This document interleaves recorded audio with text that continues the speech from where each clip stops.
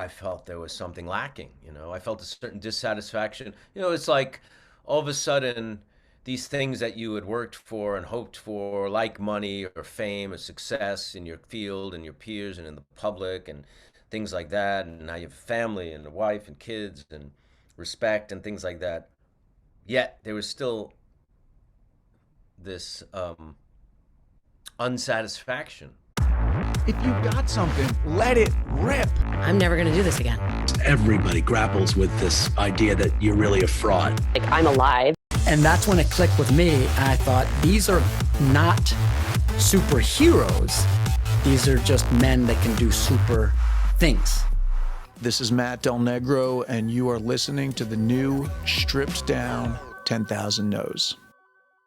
Today's episode was recorded in 2021, which is 3 years ago, with Michael Imperioli. You know him. If you don't know The Sopranos, you've been living under a rock. He played Christopher Moltisanti, a real hothead on the show. As you're going to hear today, he could not be any different. He is super mellow, very thoughtful. He is a real artist's artist. We'll get into it a little bit. He's written novels, he's written screenplays, he's developed TV series, he's in a band. Caveat, at one point, he's talking about his upcoming show. I think we recorded this in the spring of 2021, and he said something about, when's this coming out? I said probably in the fall. He was about to do a concert. That is now 3 or 4 years ago, so this has never happened with any others aside from this episode and Terry Winters, who we released about a month ago. Go listen to that if you haven't yet. It's gotten crazy feedback. Both of those I did before I left LA. Then we had a huge 2-year pause on the show. So anyway, this is the last of them. Michael Imperioli, his honesty, he's got a real sensitivity and a real just kind of says it like it is. And like I said, he's very thoughtful. When I met him, I came onto the show that was in 2002. I did Sopranos, and all I knew was he was Christopher. He was this real hothead. And when I actually met with him, he was so kind. One day, one of my first days on set, we were shooting at Satin Dolls in New Jersey, which was the Bada Bing on the show. And he kind of, it was like one of those things where I was like the awkward, middle school kid looking for a place to sit during lunch because they had these tables lined up in the Satin Dolls, which is a strip club. And, it was obviously closed down while we were shooting. And he kind of motioned to me to come over and sit with him and whoever he was sitting with. And it was just a really kind gesture I never forgot. Great, great guy. I tried to cut out a few of the little, pauses and everything, but then I kind of pretty much kept it raw. So just so you know, if you ever want to listen to these, you could do it. If you're listening on podcast, you can always just speed up the timing of it. But I left some of the pauses to his answers and some of the kind of, we're on Zoom and it's not perfect, the recording. I left it in there so you could just hear the conversation as it was. Took out some things to make it smoother, but for the most part, that's what it was. But you can always listen faster. If you're watching on YouTube, I guess you can't, unless that's a feature that I don't know about. Either way, here he is, Michael Imperioli. What we do here is go back. The first thing that always comes up when I think of you is, my first impressions of you were, Goodfellas way back when, and then Sopranos were really where I knew you. And then I met you, and you could not have been more different, particularly from Christopher, than it's such a spectrum between who you are and who you were playing. And I'm kind of curious, you grew up in Brewster, you're born in Mount Vernon. What kind of got you into acting? Like, was it something that you started really early on? Did you know this? It looked to me from IMDb, which you never know if this is all true, but it looks like your first 2 credits were Lean on Me and Goodfellas, which is pretty big right out of the gate. Lean on Me was the first movie. Goodfellas was actually the 4. I did 2 indies in between, very tiny parts. But Lean on Me was in '88, we shot that. So by then I had been studying and auditioning through the trade papers and all that stuff for like 5 years. But I really started, in high school, I started reading a lot of plays in my school library. I had always been interested in movies, good movies, like the classic 70s, especially New York movies like, you know, Dog Day Afternoon, Midnight Cowboy, particularly those two always stood out. But then also like Godfather and Serpico and well, Apocalypse Now is not a New York movie, but that was a big one for me. But I'll tell you, looking back now, I'm not sure if that made me want to be an actor or I wanted to be the people in the movie. Yeah, yeah, wanted to be the characters, exactly. Yeah, I started thinking about that recently, like watching those as a kid, because my dad turned me on to those movies when I was probably too young, really, to. Probably shouldn't have been watching those movies when I did.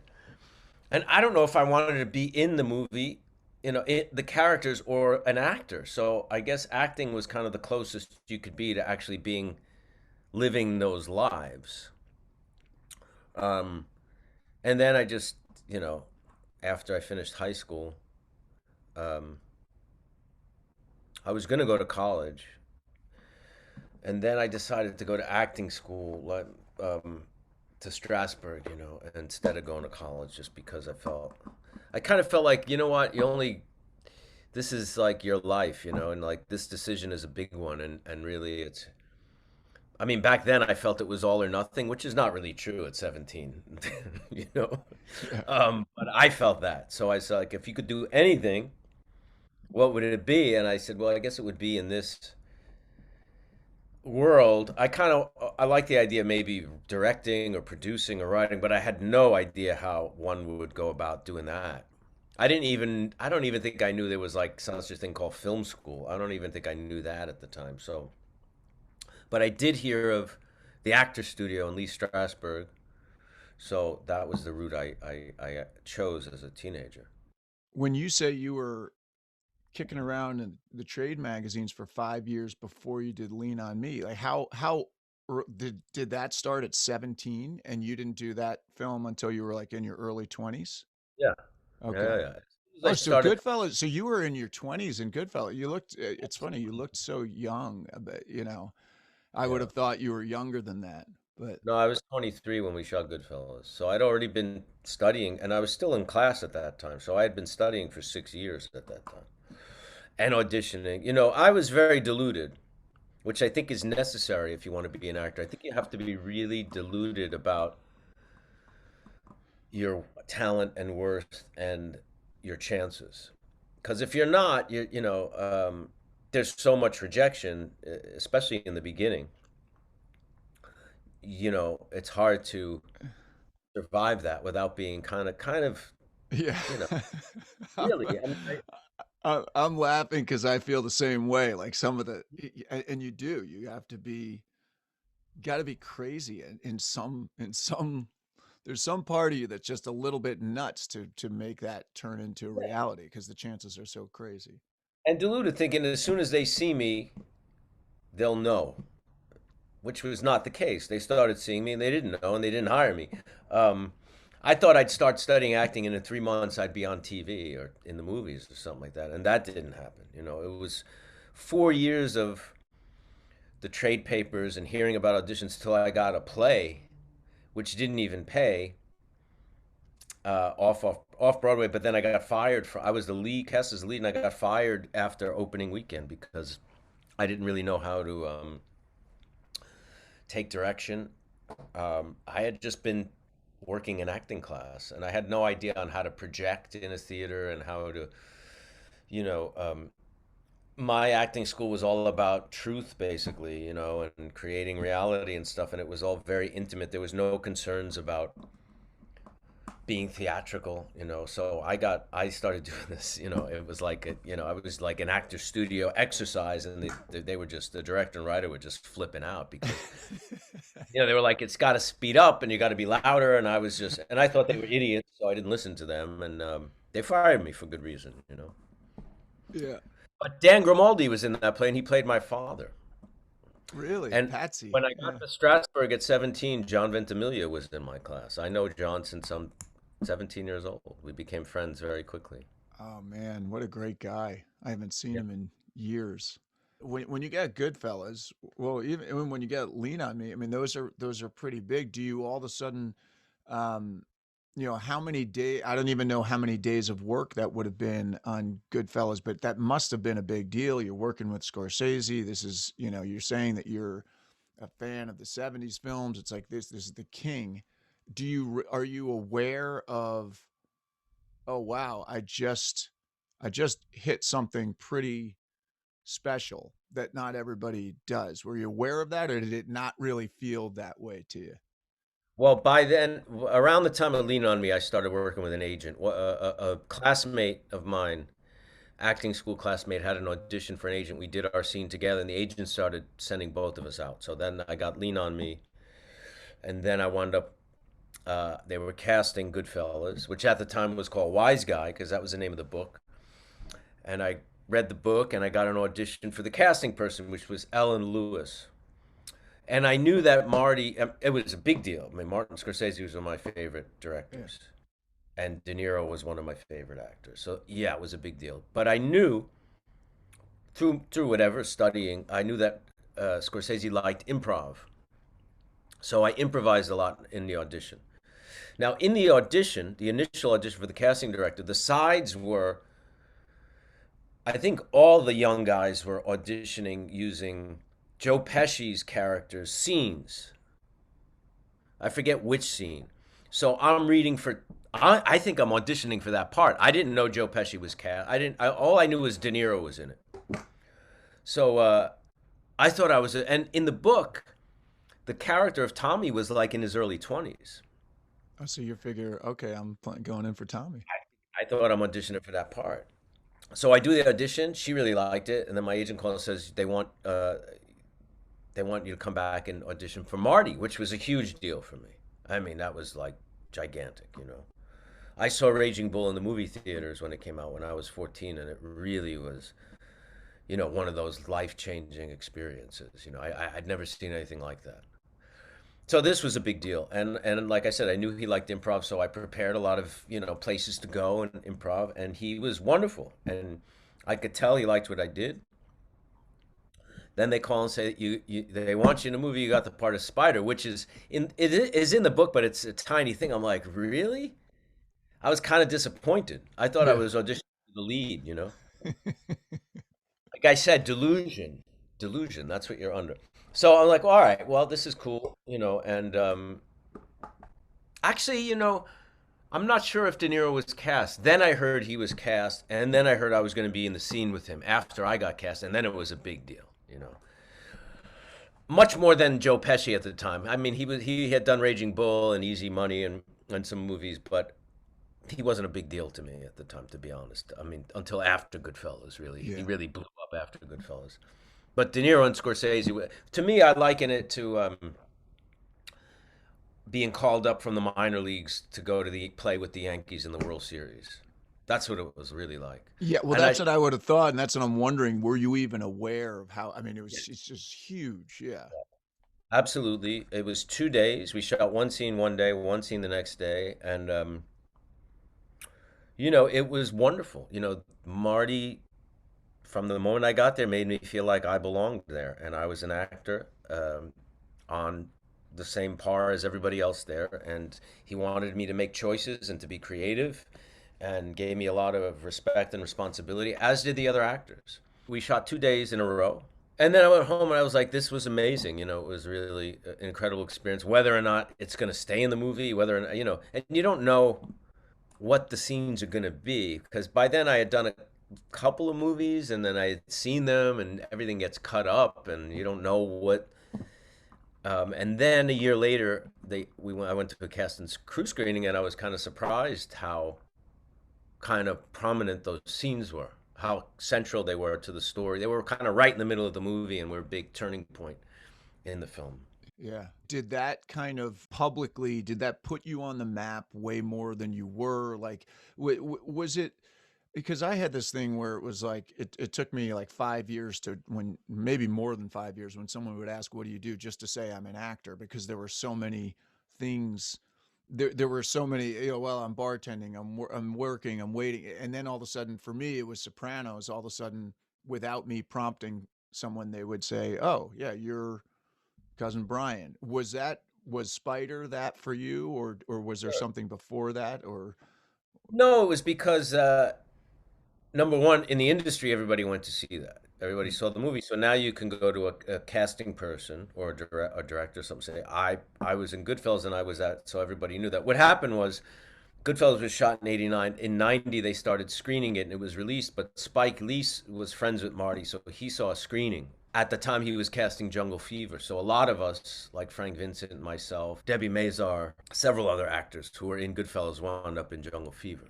And so you can point to that publicly, yeah, that as well, because that was such a big movie. So, yeah, but I was still working in and out of restaurants and bars for another couple of years. yeah. Even while you're working with Spike, that's the other thing. Is like so you go Scorsese and then you go Spike Lee, and you collaborated with him a lot. I mean, I don't know how many films you did. Then you wrote Summer of Sam, which he directed. I mean, you so were you aware of obviously Scorsese you knew, and then when you met Spike, was it like, oh my God, now I'm with the big hitters? How much did that do you feel help your just your sense of self and your confidence and just working with collaborators like that? Huge because I saw She's Gotta Have It. I think I saw it on video around 87 or something, and I loved it. There was an energy to it. When Do the Right Thing came out, it opened on a Friday, like most movies, and I went to see it in the Village. And there was a lot of controversy around that. A lot of people were worried there were going to be riots and racial tension, all this stuff. And I remember seeing it in the Village on Greenwich Avenue. There was that theater there. And there was a lot of tension in the theater, because no one had seen the movie yet. It was full, packed house, mixed audience, black and white, and, Latino, whoever, very mixed. And when the movie was over, I felt we were more kind of together than we were before we went in, and that knocked me out. I walked out of the theater going, "This is very powerful," and to be able to kind of put everybody on a similar wavelength, the power of cinema that way. So I really wanted to work with Spike after that, and I think he did Mo Better Blues after that, and then Jungle Fever. So that was a really big deal to work with him, without a doubt. And then I met. I worked with John Turturro on that movie, which was a really big deal because I had admired him already, and Wesley Snipes and Annabella Sciorra, of course, who I had known her work from True Love. So these were the people I wanted to be working with. I actually even rehearsed one day with Anthony Quinn, me, Frank Vincent, and Anthony Quinn. Anthony Quinn played John Turturro's dad, and Spike likes to rehearse. And Turturro wasn't available, so he asked me to fill in for John in the rehearsal. So I got to rehearse with Anthony Quinn, me and Frank Vincent. It was incredible. I mean, that was, this is what I felt I had always wanted to do. And what would you say was the difference in? I know I've heard Scorsese is so collaborative. Was Spike? You say he liked to rehearse. What was there a different? What was his style on set? Very similar. Very Yeah. much wants the actor to bring themselves to it. Wants the actor to be creative, create, improv, all that stuff. Very similar. Very similar. They, the thing is, the two of them make you feel like you belong there, and like they want your input. You're not just like a set piece for them to kind of manipulate. And the downside is having those experiences early on is that you learn very quickly that it's not always like that.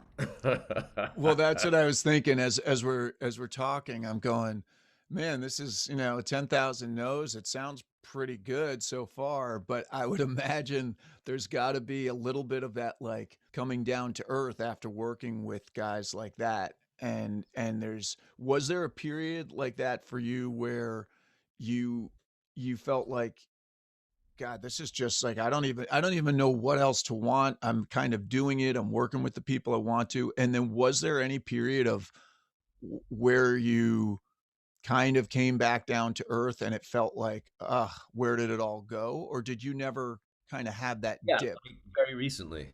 Go Very- through that like every year and a half or something like that. Well, I could, it's funny. I could like I would not. I'm What's not that? joking.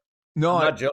I'm serious. I get it because when I was on your by the way, congratulations on the Webby Award. When I was on Talking Sopranos, I could tell from the way you asked me questions. I wouldn't have thought that someone with your career necessarily would be able. You kind of I got insight into you by the way you asked me about my career. I thought, huh, interesting.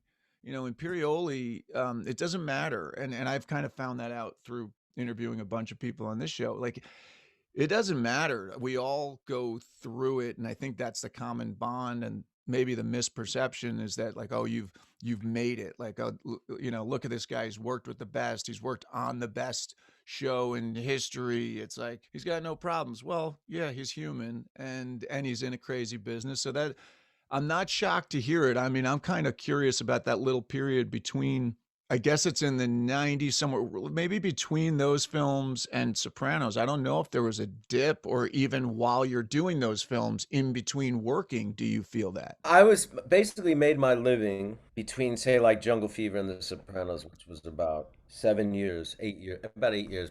Basically made my living. I bartended for about 2 years, and then I made a living doing independent movies, mostly. A couple of Hollywood movies, not many, but mostly independent movies in New York. I was also doing a lot of theater. I was producing theater, directing theater, acting in off-Broadway theater, which I started doing I started producing theater in my early 20s. I started writing, but I didn't really finish anything till Summer of Sam, which was when I was like 31 or something like that. But I wrote throughout my 20s. So I started a theater company in my early 20s and then built a theater later on after Sopranos. But so I always, it was never about waiting around for, Hollywood to ring, to call. So I was always about creating anyway. But there's jobs, there's jobs that I've taken for the money because I needed it. I needed to pay the rent. I did one job because I needed headshots, back in the day. I've taken a lot of jobs, raising a family and other, people in my family and close to my family. I've put people through school from jobs that I've had and stuff like that. And I have no problem with that. But I do find when you're on a job and it's just not good, Yeah. it's depressing. Just is. When the writing's not good or the other actors aren't that good, and listen, there's a lot of junk in the movies and TV. There's a lot of mediocre people working in TV. A lot of people get by on because they have pretty faces and they're not very skilled, especially on network TV. There's a lot of mediocrity.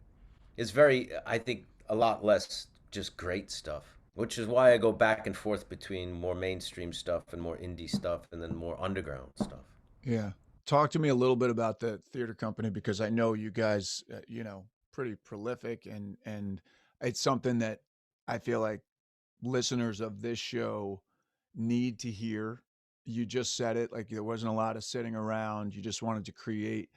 Would you say those are some of the, I'm coming in, obviously asking you about the bling of Scorsese and Spike Lee, but would you say that some of those plays that you put on with people that you love were some of the best creative experiences you've had? Yeah, we started a company that came out of my class in Strasbourg, a guy named Tom Gilroy, who now is a filmmaker. And he directed, a couple of us, John Ventimiglia and a couple other actors, we gravitated toward each other. And we started meeting once a week outside of class, just doing like improv and stuff like that. And then Tom started doing performance art. The first thing he did was like a kind of Spalding Gray-ish monologue piece with a slideshow, and it was him and Michael Stipe. They did side by side, and I ran the projector for Michael Stipe's things. Tom ran his own thing. We did it at PS 122. That was the first production I was involved in. And then we formed this company, and Tom wanted to direct Incident at Vichy, which was an Arthur Miller play. This is 1988, and I said I'll produce it. And Miller was very particular about giving out the rights. We didn't have any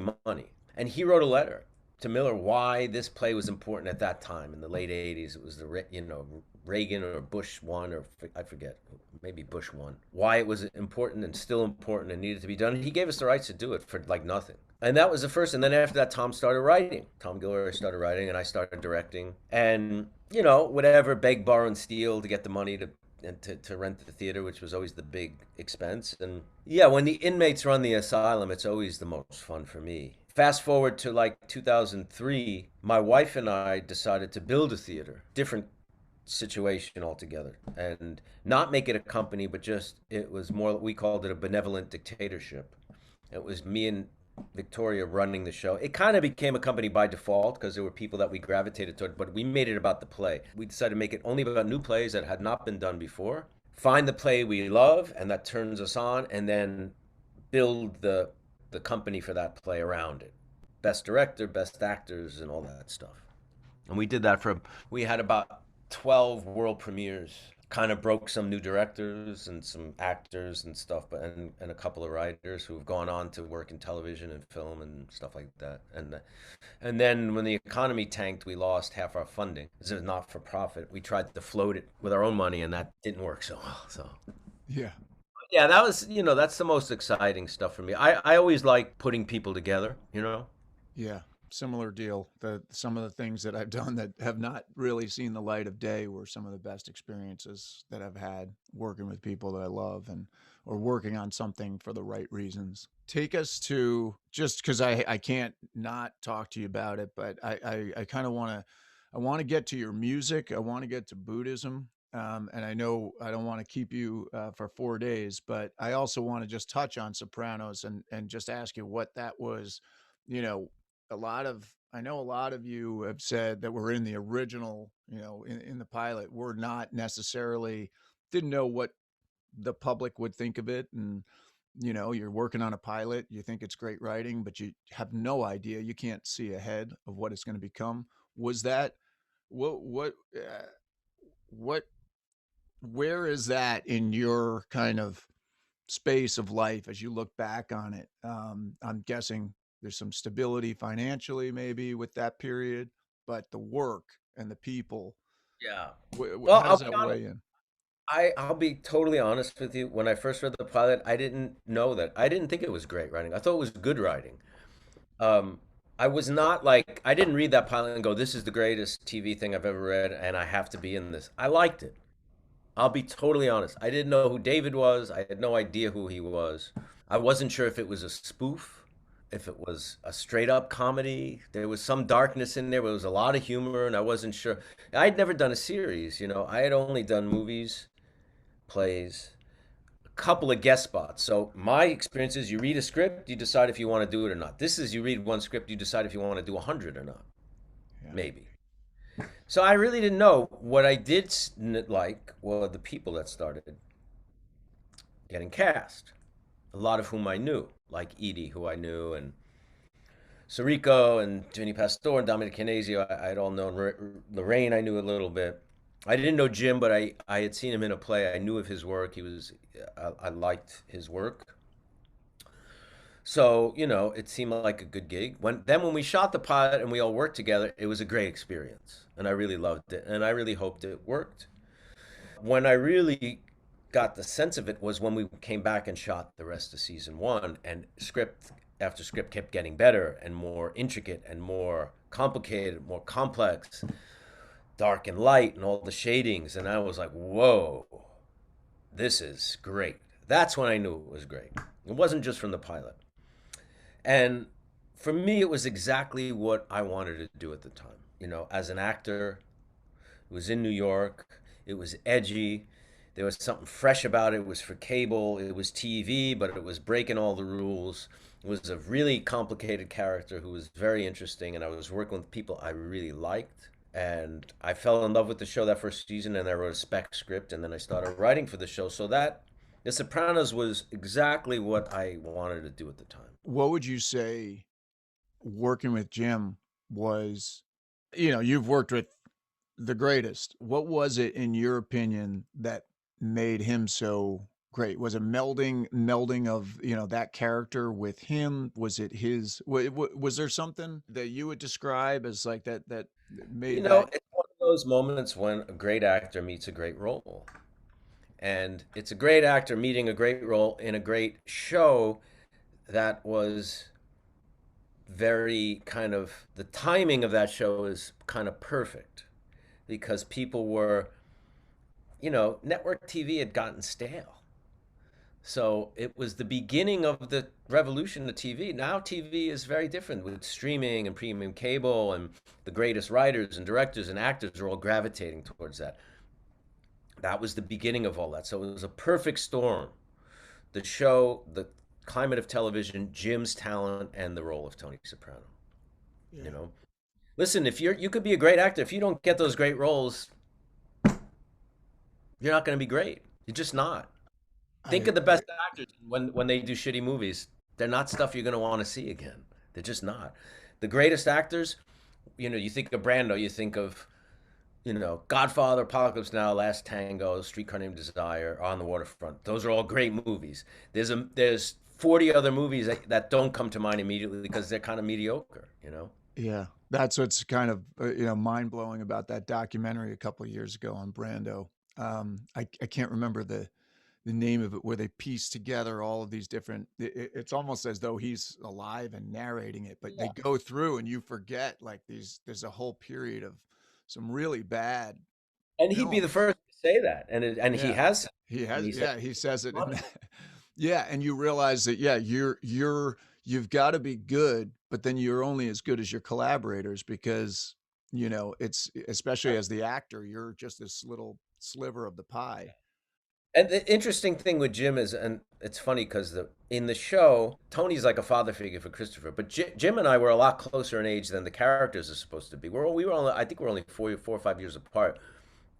And when we did the pilot, I had already had 2 kids and had been married for a while, and he was still single, I think. So, and we were kind of similar places in our careers. We had done some good stuff. People in the industry knew us. People in the public kind of knew us. So, you know, um, we were much more peers and friends than like he was like, sometimes people think he was like this mentor to me who taught me things and I asked for advice. It wasn't like that at all.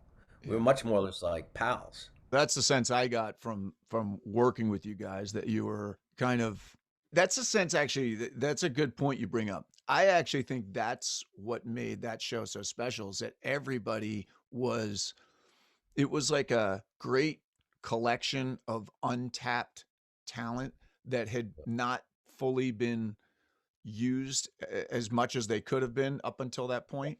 So it was like a great fielding of a team, you know? Yeah. Some reporter once said The Sopranos has the deepest bench of any show they've ever seen. That's what it was like. It was like, it's like the greatest. It's, I mean, Edie, same thing. And it just, everybody, Drea. I mean, like, I thought the two of you and Drea together, and then Edie and Jim together, it's just, it was like unbelievable, over and over and over again. So Buddhism, when did that come into your life? Was that because, I didn't really know that you were practicing Buddhism until pretty recently, but I think it's been for a long time. How did that come about? Like, what was your upbringing? Were you Roman Catholic? I'm kind of assuming, maybe wrongly. Yeah, but that has nothing to do with that has No, no, nothing to no, do no. with I'm just saying, like, you're maybe brought up, completely different, but then you get older. What was it that drew you to Buddhism? yeah. And I mean, I was brought up Roman Catholic, but in some ways, it was more of a cultural thing, really, than yeah, a spiritual thing. Although my dad is very spiritual and he's Roman Catholic. Um, I got into Buddhism in 2007, which coincidentally is the same year The Sopranos finished. Um, but before then, I was kind of around 2002, 3. I started investigating a lot of different spiritual paths and a lot of strange ones too, that I won't necessarily go into, just because I felt there was something lacking. I felt a certain dissatisfaction. It's like all of a sudden these things that you had worked for and hoped for, like money or fame or success in your field and your peers and in the public and things like that, and now you have a family and a wife and kids and respect and things like that. Yet there was still this unsatisfaction. So I started investigating different spiritual paths and came, you know, my wife and I went to a teaching of a Tibetan Buddhist teacher in 2007, and kind of snowballed from there, because I would investigate a spiritual practice. Sometimes you'd read a book, even from great minds, like Krishnamurti, who made a big impression on me. But I'd read the book, and then the book would be over, and there was no practice. There was no. It would all make sense to me. Even a good philosophy book would make sense to me. But then when the book is done, it's like you're left to your own devices again. And it wasn't until finding Buddhism where there's a specific methods, on dealing with the self and dealing with the mind, and how the mind is what you really need to work with in your interactions with other human beings and with yourself and with the world, and how working with the mind can start to change things. It's funny, out of all the stuff that we've talked about, it's the most interesting in a way to me, is like that you got to this. It makes such sense to me. You got to this kind of mountaintop within this industry, and it's like, yeah, this is great. I mean, you sound very appreciative of it and very grateful for that experience. But yeah, what else? What Yeah. what else is out there, and what's been the biggest? What's kind of been the biggest thing that's come into your life as a change, as a result of this? Not just reading about it, but the practice. I mean, do you feel that it has made you more present in like even in your art and just with your family and everything, just by focusing on it? Sure. Is it Yeah. something that More present. Uh, kind of a bigger perspective on what's important, and a little bit more ability to a little bit more ability to conduct yourself the way you really want to conduct yourself, and not be always at the victim, at the whim of your emotions all the time. Um, I'll be really honest, and it's very embarrassing to say this, but as a young guy, as an actor, I really wanted to be famous. I thought that would be the most wonderful thing in the world, even more than being, making money. As much as working as an actor, I really thought fame would be kind of amazing. And there's a lot of good things about it, without a doubt, because it helped you get more work. You can actually, you get invited to cool places, you meet cool people, you can actually help raise money for causes and raise awareness for certain things and things like that. But I wanted it more on a more shallow level than that. And then it kind of comes, and you're like, it's like the Wizard of Oz. It's just that little guy behind the kind of curtains. It's like, oh, this is what it is. Okay. Then you have to figure out, all right, well, this is what you have now. You can either make that kind of work for yourself and for other things that you believe in, you're passionate about, or you can, you know, pursue it more just because you think more of it's going to be better, or you can let it really destroy you, because it can really distort your sense of self and ego and things like that. Yeah, I would imagine when you get to, particularly when you're in the height of that show, and that, think about Sopranos, it's kind of lived on to, they're saying it's I think it's the most I think it's streamed more show. popular. Yeah, like they're saying during the pandemic, it was yeah. So I would imagine that sets up a situation where you have to have a bit of a barrier, a bit of a wall that you have to put around you. And how do you kind of, uh, manage in the world, protecting yourself and your family, and yet also being present with people? I think you just have to, realize that people project all kinds of things on you. You know what I mean? And it's okay. It used to be like, you don't know who I am. Of course they don't know who you are. They see you on TV. Some people think you're that guy on TV. Some people think you're an actor or whatever. Some people hate you because they've read things about you, or they hate your politics, or they hate things that you believe in. And because you're in the public eye, they're going to project a lot of things on you, and that's okay. You don't have to kind of fight against it, or just, you can do your thing and just kind of like have an ease about it. And it's like, I mean, when I was young and I would see people who were famous, it was a pretty weird thing and very kind of intense, to see some, especially if you admired them at all. It was a very, for me, it was, I remember when I was 17, I waited outside the Booth Theater to see Al Pacino, when he was doing American Buffalo. And it was like, Yeah. seeing Al Pacino in person was like kind of crazy. Yeah. So I kind of get that. And sometimes it's just people don't really give a shit either. And that's okay too.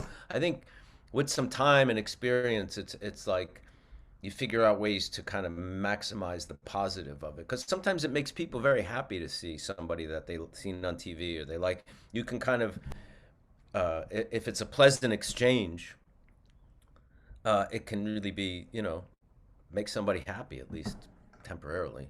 Yeah. Do you feel that does it, um, writing seems to be a big thing for you now. I think you have something that you're working at. Are you writing and acting in a series for HBO that's coming out? Or I'm did I? developing it. I'm writing it Oh, now with Alex Berg, who's the showrunner from Barry and also wrote on Curb Your Enthusiasm, Seinfeld, and stuff. So we're writing it together right now. We're in the writing. oh, very envious. I've seen him in those, inside the episodes of Barry. He and Bill Hader talking about, how they would approach the character, and he seems like a really smart guy, and Oh, that he's shows. great, funny Yeah. and smart, and I'm enjoying working with him a lot. We're still in the, hopefully we'll get to shoot the pilot, when we get it done. But we're writing, so Well, that's cool. is the writing process, do you find that these days to be as where does that stack up against your acting, writing and acting in terms of enjoyment, or just does it depend on a case by case basis? Well, I started writing fiction. Well, I wrote fiction when I was younger over the years, but really, I wrote a novel that got published in 2018. I started writing it in 2013. Um, Really, as a way, around that time, there was a couple of projects that I was working as a writer. I had a couple of deals that fell through, and I just had a lot of trouble working with executives, network and studio executives, to the point where I was like, I just want to do something. I don't want anybody to fucking interfere with it. So I wrote this novel. The only other person I had to work with was the publisher and editor. Were very independent, Akashic Books, so they really let me do what I wanted to do with it, and it was a great experience. It was very hard, but just like that's it. There's no collaboration. It's just me. I needed that at the time, So, in addition to the pilot, I'm also writing a second novel, and yeah, it's very very hard, but I love it. I love it because there's no one saying, well, it's gotta kind of be that, and it's got, maybe if you go that, it's just like me and my imagination and just letting it run rampant, and I love that. Yeah. Yeah. That was yeah, I had the same experience with the book where it was like, okay, it's on you. Do it Yeah, or don't do it, but just get it done. but You gotta- yeah, yeah, there's something nice about it. And then I got to ask you also before I let you go, music.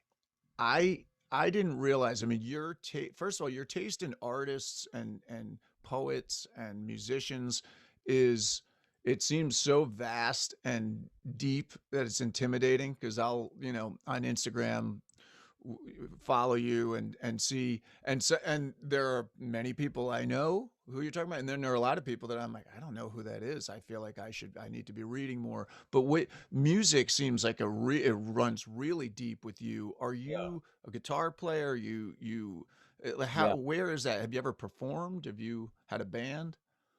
Well, speaking to artists in general, they've been guiding forces through my life, since pretty much since in my teenagers.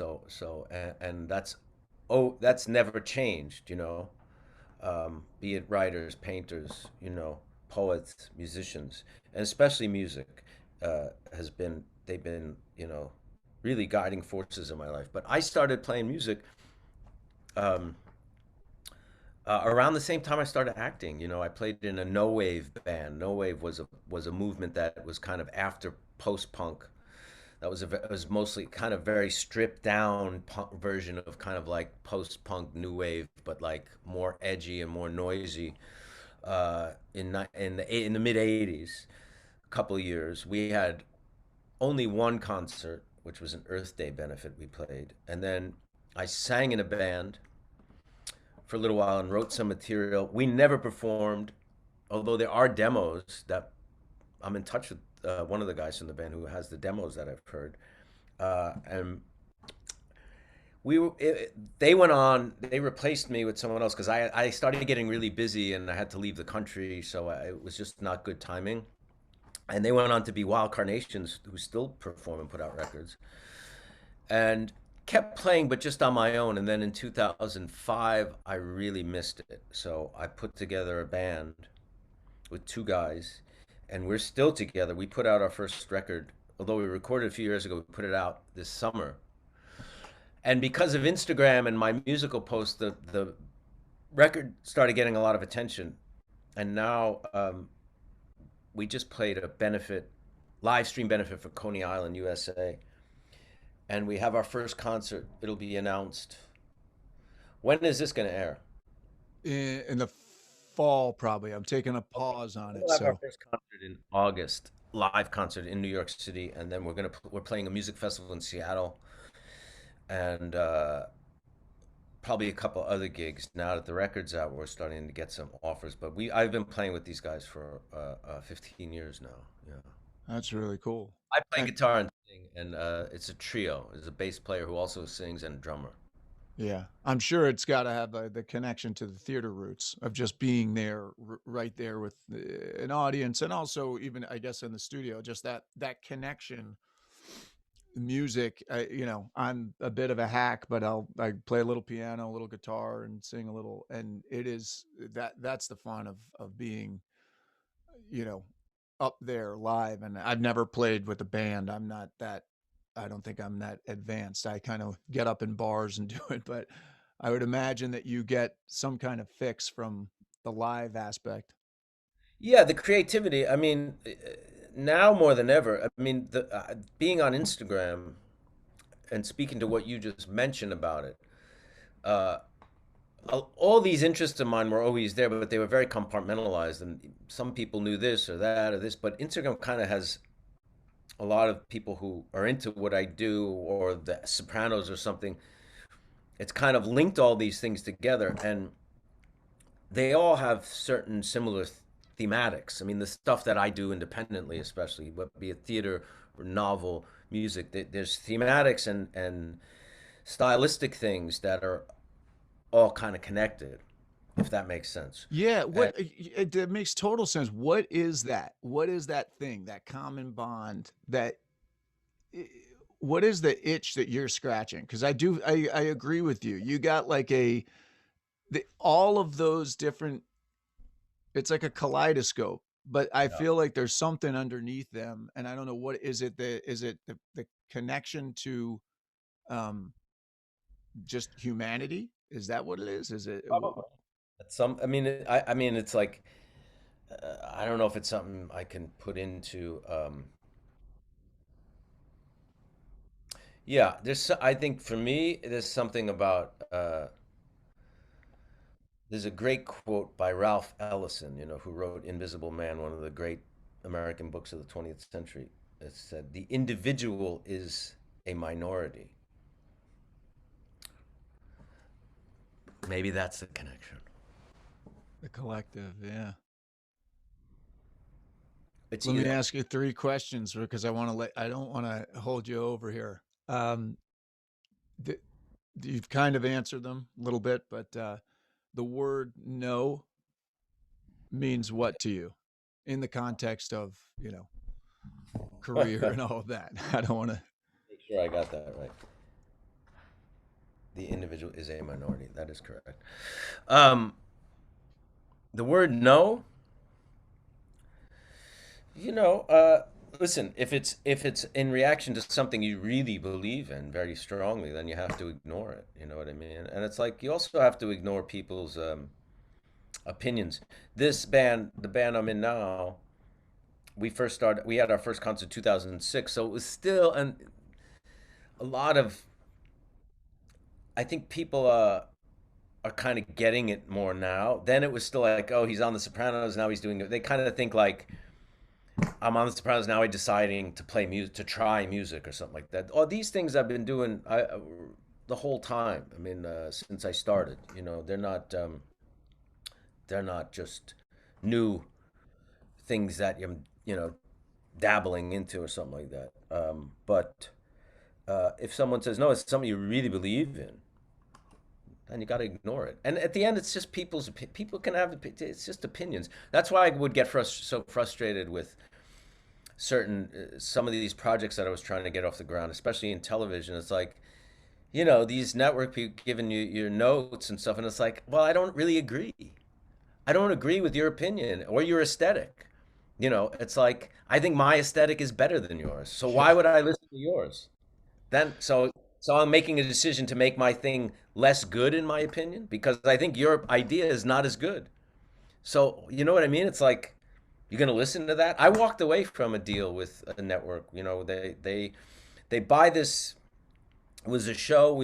I was working on another writer. It's kind of a Cain and Abel story set in the '80s in the art world in the downtown, the beginning of kind of the art scene in the '80s and stuff like that. They buy this thing. Then right now we're going to write it, and they're saying, well, we think it's too male centric. I was like, you bought a show about two brothers saying it's too male centric. Well, we know what our audience is. Our audience wants this and wants that. It's like, well, if you knew what your audience wanted, you'd have nothing but hits, and that's not the case, is it? Yeah, exactly. This idea, and they said, well, that's taking a big risk. I said, it's all taking a big risk. Every time you do something, it's a big risk. And then it was like, you know what, this isn't going to work, and I walked away from it because I didn't know at the time how to give them what they need and still satisfy myself, which is a skill. That's why I got fired from my first play, because I didn't know how to give the director what he was asking for and still satisfy my own creative demands or creative aspirations and stuff like that. And you learn that. Yeah. That's a skill, Now it's kind of second nature. But in the beginning, it was very hard.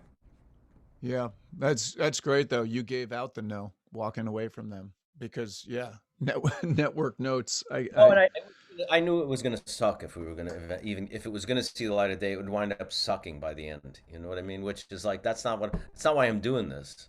Yeah. Some things, they are what they are, right? You get the part, you accept that for what it is. But something when it's personal, then you have to, you want to protect it a little more. Yeah, it's your name on it. Yeah, you're the creator. Your name, or you just you want it to see the light of day the way it's supposed to. It's important to you, Not even my name. It's important that this message or whatever it is, this story is told this way. That's why you're writing it. It's not just to get a deal. Right. No. I mean, at least for certain things. I couldn't agree more, and I love that you walked away. Is that's not always easy. No, it's not easy. Any life philosophy or phrase that you kind of lean on when things fall apart?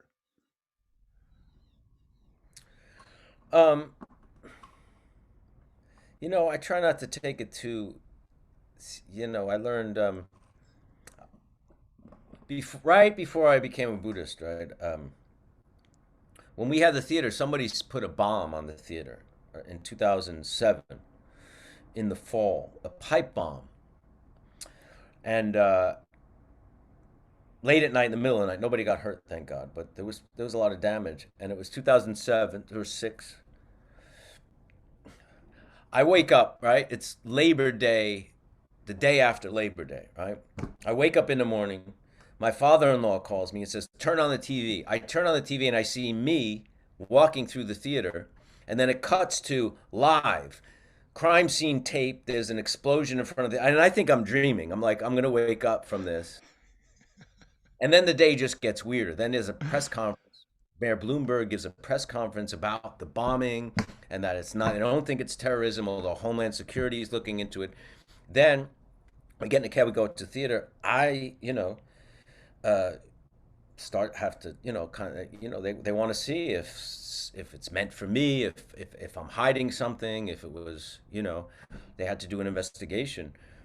And I wasn't sure, was somebody targeting me? My kids were about to go back to school because it was the fall. There was reporters outside my house. It was horrible.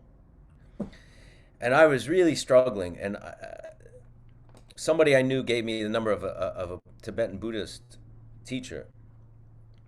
And I told him what was going on. He said, there's nothing I can do really to change your situation, but just remember this, everything changes. And he said, that's probably not going to give you much help right now, but remember that everything changes.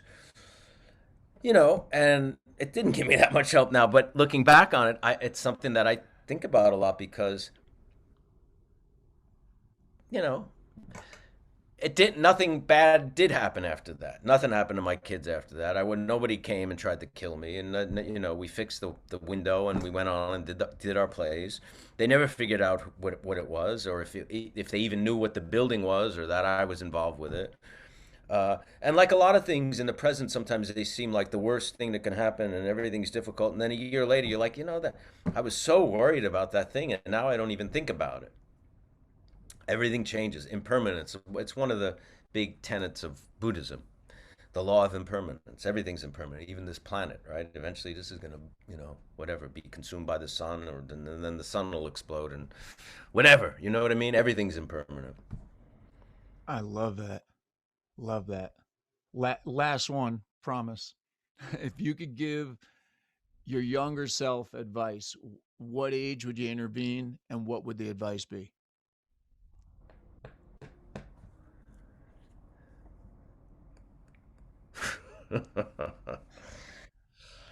Probably not to worry so much. I don't know what age it would be. Maybe, you really start worrying when you have kids. That's when you really start worrying, because now these babies are, infants are completely dependent on you.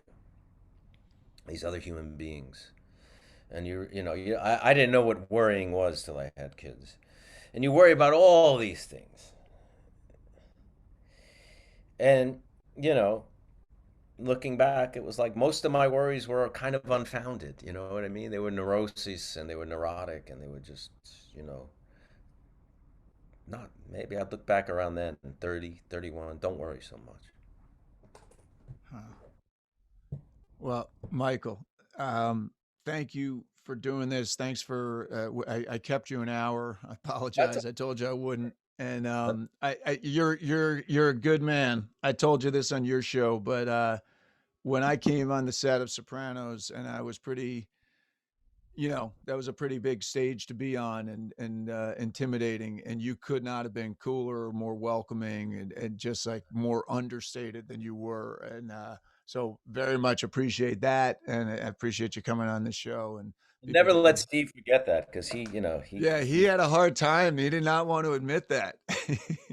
He paints me as some, high-hatting egomaniac and stuff like that. But that was not my experience. By the way, he was awesome. He came on 10,000 No's and he was hysterical. He had me laughing. He's a good dude. Thank you so much, man. All right, man. I really appreciate it. And good luck with the show. And hopefully I'll see you when I'm in New York. All right. You All take right. care. Okay. Bye.